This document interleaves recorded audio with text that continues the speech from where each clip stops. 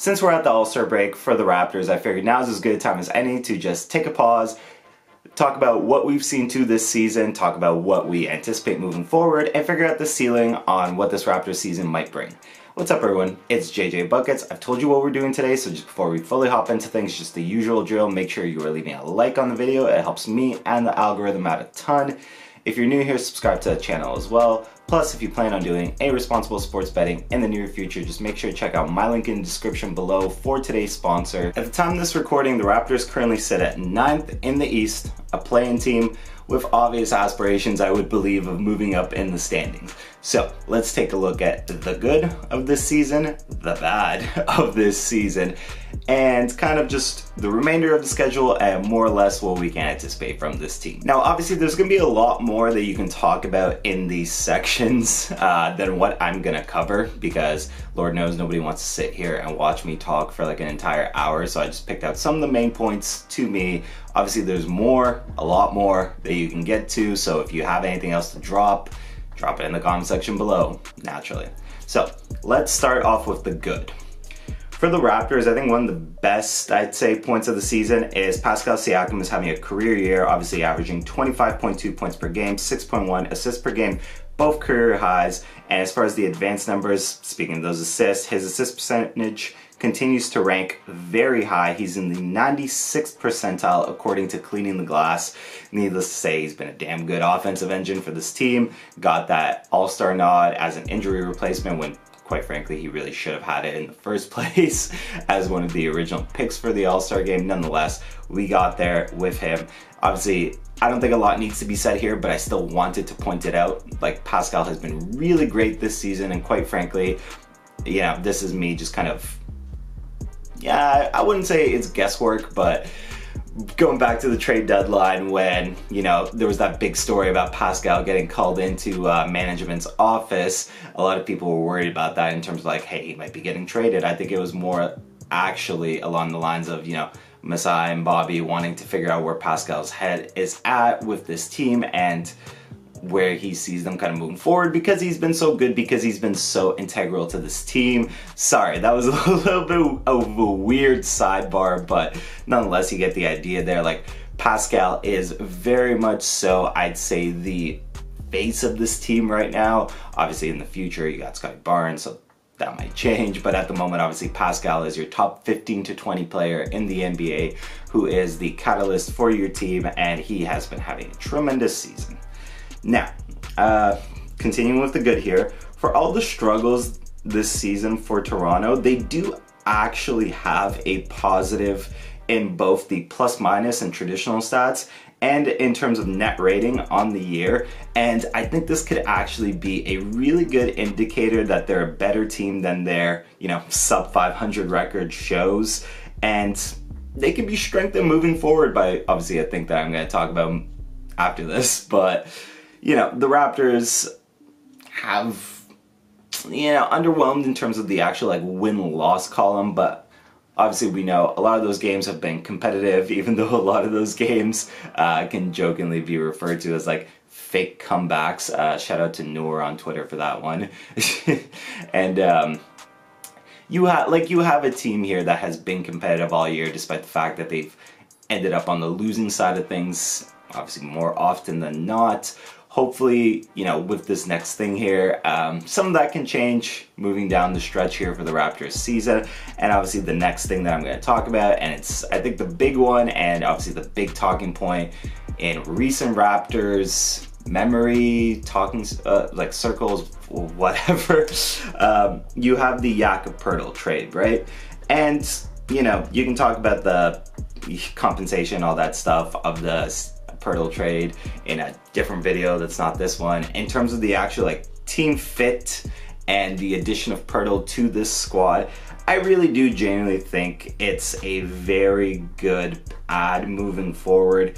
For my money's worth, I think when everyone is healthy, you want Yak as a starter. I'd like to see, personally speaking, a starting lineup of Fred VanVleet, OG Anunoby, Scotty Barnes, Siakam, and Poeltl, even though, I mean, that might leave the shooting a little bit but obviously you can kind of play around with your minutes there, play around with your rotations there that can strengthen, that aspect of the team's offense on the court, which is funny enough a point I'll get to later as well. But I think Poeltl does add a lot to this team. I think this defense can be a lot better with Poeltl on the floor because, with all the switching that the Raptors do on the perimeter, I think it'll be really good for this Raptors defense to have somebody like Poeltl who can kind of play in that drop spot and clean up a lot of the mistakes, should the Raptors perimeter defenders get beat, which the Raptors perimeter defenders get beat a decent bit.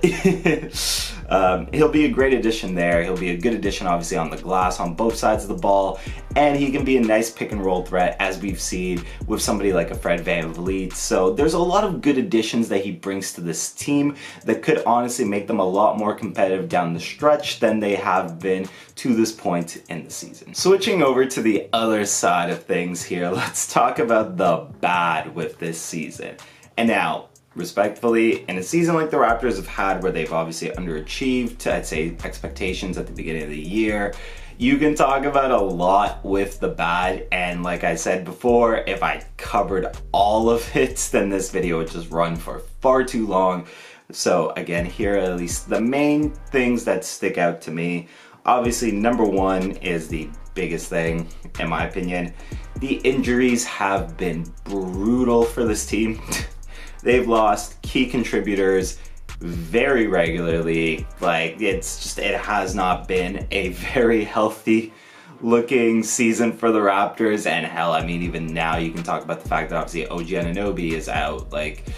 You obviously just had Gary Trent Jr. out as well.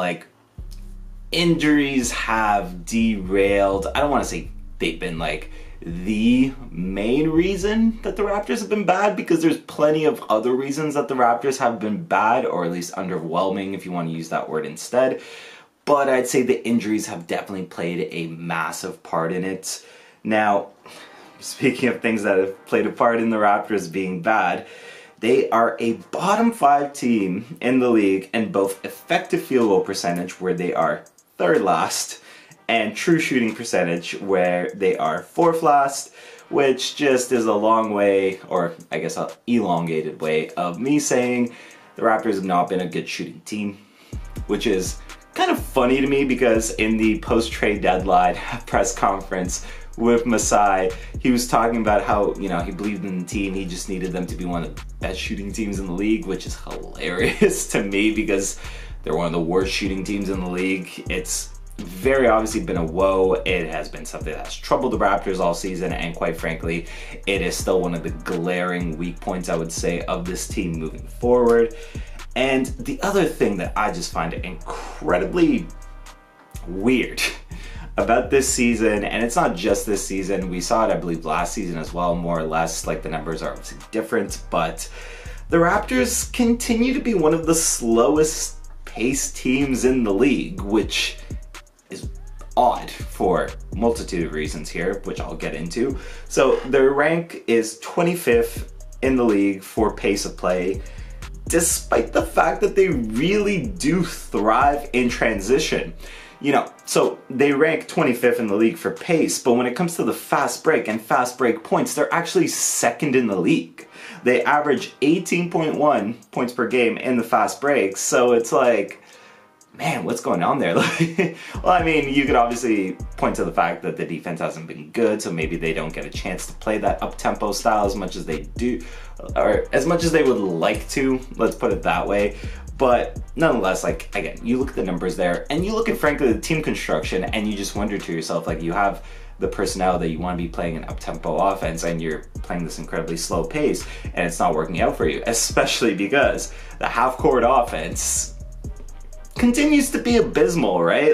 And I think that's quite frankly the word for it. And funny enough, at least according to the clean the glass metrics, they are actually worse this season in the half court than they were last season. The Raptors half court offense ranks 27th in the league. They were actually 26th last year, so I mean, they were bad both years, but they're actually worse this year.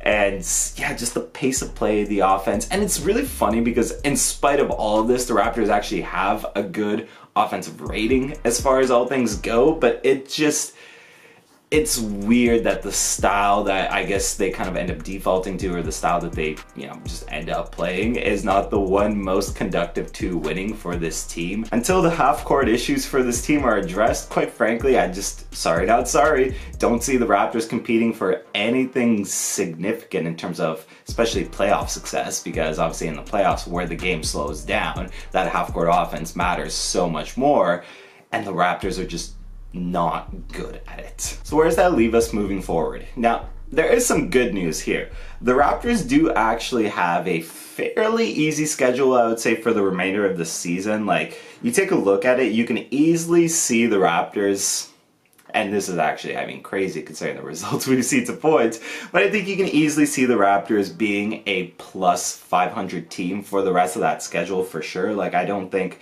something like 13 to 15 wins is really legitimately out of the question for the remaining 23 games that we have left.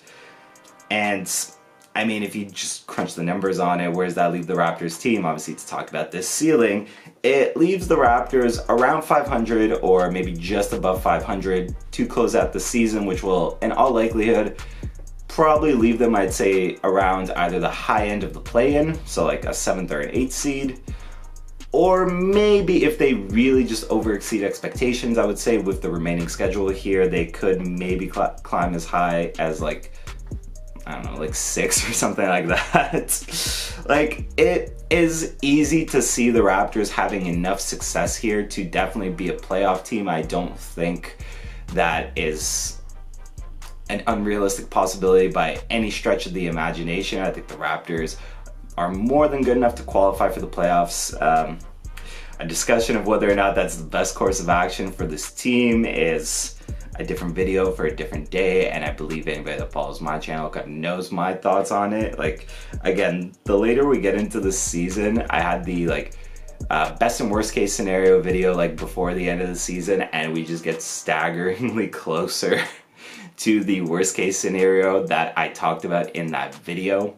So it is what it is, but if we're just bringing it back to just talking about the ceiling of this team, I think it's obviously a playoff team with realistically aspirations of getting knocked out in the first round. I mean, again, I'm sorry, I'm gonna say it, like, this team is a first round exit this year. Whether or not you want to make the argument that the playoff reps are going to be good for your young players, that is up to you. That is definitely a very legitimate argument that you could make. I just personally don't like the idea of punting on a potentially all-time great draft class. That's just my 2 cents on the matter. But sitting on this team, definitely a playoff team. Well, most likely a playoff team, probably a first round exit. And yeah, that does it for me. What do you folks think? Do you think I'm wrong in the assessment? Do you think they're better than I'm giving them credit for? Do you think they're maybe worse than I'm hyping them out to be, so to speak? Drop it in the comment section below. Obviously, like anything else on this channel. Yeah, other than that, folks, that's pretty much the video. Usual drill, just make sure you're leaving a like on it. If you still watch this like long into the video, you like the video, so just hit that like button. Hit subscribe as well if you're new here and you enjoyed what you watched today. Yeah, it's been JJ Buckets. It's been real. Let's look forward to the All-Star game and whatever else this season has. I will see everybody next time.